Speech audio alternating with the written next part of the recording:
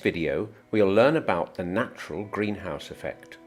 We will see how our atmosphere helps to keep our planet warm by making it harder for the energy we get from the sun to escape back to the universe. The second part of this video will deal with the way humanity is changing the atmosphere, causing climate change. In this first part, we examine the natural state of our atmosphere before humanity began to change it. If you pump air into a football, will that make it lighter? Well, the answer is that the football will weigh a bit more. This is because gases, like oxygen and nitrogen in the air, are made of atoms which have mass and are attracted to the Earth by gravitational force. So as you add more and more molecules, you add more and more to the weight. The important idea is that our atmosphere is held to the Earth by the force of gravity. In fact, it is just like the oceans, an ocean of air.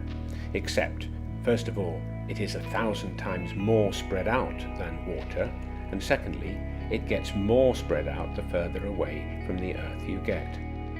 Gases are heavy, but not very heavy, and they're made of real matter. Let's now look at the energy we get from the sun. You probably know something about the electromagnetic spectrum, rays of energy that travel at the speed of light. Here is the full spectrum, starting with the low energy, least harmful radio waves, and finally the more harmful rays, ultraviolet, X-rays and gamma rays. Most of the energy we get from the sun comes to us as visible light. Most of the small amount of ultraviolet is trapped in the upper atmosphere by ozone, and there's a linked video for you to see on that. Although enough gets through to damage our skin if we stand too long in the sun.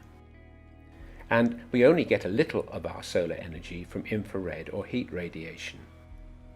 The visible light gets straight through our transparent atmosphere and is partly absorbed by the Earth, which gets hot. Now, hot things radiate infrared rays. You could try holding your hand very close but not touching your cheek. Can you feel a glow? That's the infrared radiation. Infrared cameras can pick up this radiation emitted from warm bodies. Now here's the catch. Although visible light got through the atmosphere, the infrared radiation coming from the Earth finds it more difficult to get through. A greenhouse or even a car left in the sun works in a similar way.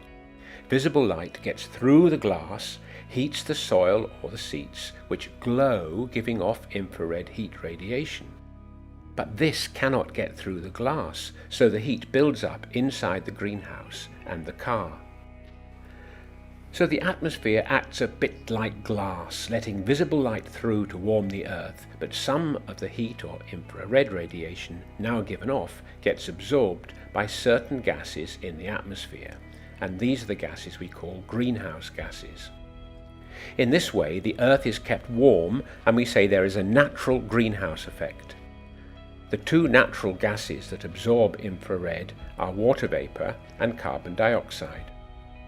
If you live in the colder climates, you will know that clouds, made of water droplets, insulate night skies in the winter, keeping you free of morning frost.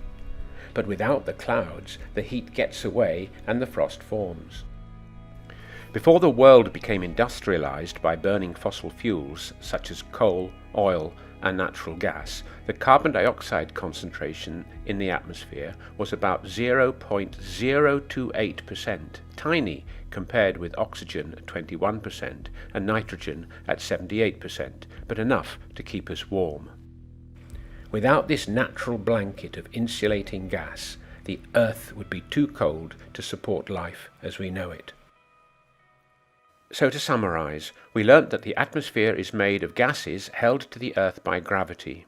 The atmosphere lets sunlight through to heat the Earth, but the heat radiation then given off is partly absorbed by the so-called greenhouse gases like carbon dioxide. This is a good thing and keeps the Earth warm enough for life to exist. In the next video, we'll see how burning fossil fuel adds carbon dioxide to the atmosphere and how this effect is causing global warming and climate change.